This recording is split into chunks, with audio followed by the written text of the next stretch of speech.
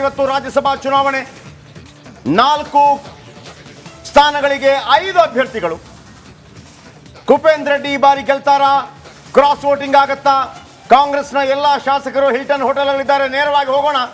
ಈಗ ಅಲ್ಲಿ ನಾಗೇಂದ್ರ ಬಾಬು ನನ್ನ ಕಲೀಗ್ ಮೆಗಾ ಕವರೇಜ್ ನಲ್ಲಿ. Yes Nagendra Babu, over to you. ಬಿಡ್ತಾ ಇದ್ದಾರಾ? ವಿಜುವಲ್ ತಗೊಳಕ್ಕೆ ಬಿಡ್ತಾ ಇದ್ದಾರಾ? ಬಸ್ಗೆ ಹತ್ತಬಹುದಾ ನಿಮಗೆ? ಥ್ಯಾಂಕ್ ಯು ರಂಜಿತ್ ಒಳಗಡೆ ಅಂತೂ ಬಿಡ್ತಾ ಇಲ್ಲ. ಪೊಲೀಸರು ಟೈಟ್ ಸೆಕ್ಯೂರಿಟಿಯನ್ನು ಮಾಡಿದ್ದಾರೆ. ಮೊದಲ ಬಸ್ ಹೊರಡ್ತಾ ಇದೆ. ಶಾಸಕ ಹ್ಯಾರಿಸ್ ಅವರು ಈಗ ಬಸ್ಸಲ್ಲಿ ಹೊರಡ್ತಾ ಇರುವಂಥ ದೃಶ್ಯವನ್ನು ಇಲ್ಲಿ ಗಮನಿಸ್ತಾ ಇದ್ದೀವಿ.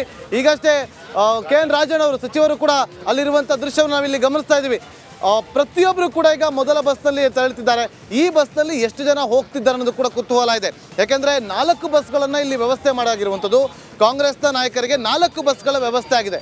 ಆ 4 ಬಸ್ಗಳಲ್ಲಿ ಒಂದೊಂದು ಬಸ್ಸಲ್ಲಿ ಎಷ್ಟೆಷ್ಟು ಜನ ಹೋಗಬೇಕು, ಮೊದಲನೇ ನಂಬರ್ ಬಸ್ಸಲ್ಲಿ ಯಾರು ಹೋಗಬೇಕು, 2ನೇ ನಂಬರ್ ಬಸ್ಸಲ್ಲಿ ಯಾರೆಲ್ಲ ಹೋಗಬೇಕು ಅನ್ನೋದ್ರ ಬಗ್ಗೆ ಒಂದಷ್ಟು ಸೂಚನೆಗಳನ್ನು ಕೊಡಲಾಗಿದೆ.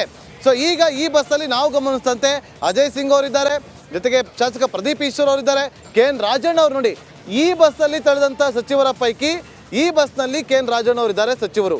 ಹ್ಯಾರಿಸ್ ಅವರು ಶಾಂತಿನಗರ ವಿಧಾನಸಭಾ ಕ್ಷೇತ್ರದ ಶಾಸಕರು, ಅವರು ಕೂಡ ಈ ಬಸ್ನಲ್ಲೇ ಇದ್ದಾರೆ. DCM DK ಶಿವಕುಮಾರ್ ಅವರು ನಿನ್ನೆ ಮಾತನಾಡುವಂಥ ಸಂದರ್ಭದಲ್ಲಿ ಹೇಳಿದರು, ಎಲ್ಲರೂ ಕೂಡ ಒಟ್ಟಿಗೆ ಹೋಗ್ತೀವಿ ಅಂತ ಹೇಳಿ. ಆದರೆ DCM DK ಶಿವಕುಮಾರ್ ಅವರು ಸ್ವಲ್ಪ ಬೇಗ ಹೋಗಿದ್ದಾರೆ. ಟೆನ್ಷನ್ ಏನಾದರೂ ಇದೆಯಾ ಅವ್ರಿಗೆ ಅನ್ನೋ ಕುತೂಹಲ ಇದೆ.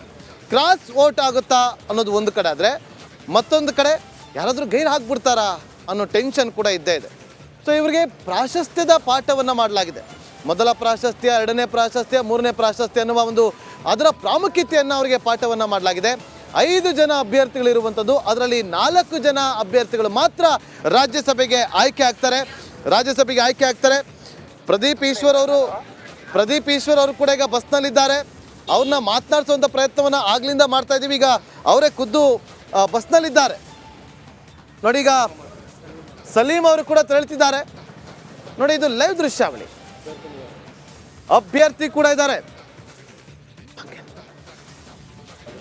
ಅಭ್ಯರ್ಥಿ ಕೂಡ ಅಲ್ಲಿ ನಿಂತಿರುವಂಥ ದೃಶ್ಯವನ್ನು ನೋಡಿ ಗಮನಿಸ್ತಾ ಇದ್ದೀವಿ. 5 ಜನ ಅಭ್ಯರ್ಥಿಗಳು ಕಣದಲ್ಲಿದ್ದಾರೆ. ರಾಜ್ಯಸಭೆಗೆ ಬೇಕಾಗಿರುವಂಥದ್ದು ಕೇವಲ 4 ಮಾತ್ರ.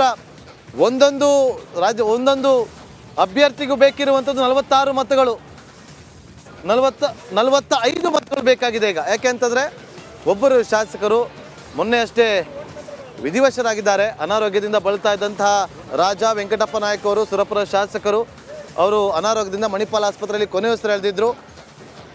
ಈಗ ಆ ಒಂದು ವೋಟ್ ಕಡಿಮೆ ಆಗಿರುವಂಥ ಹಿನ್ನೆಲೆಯಲ್ಲಿ ಪರ್ಸೆಂಟೇಜ್ ಡೌನ್ ಆಗುತ್ತೆ.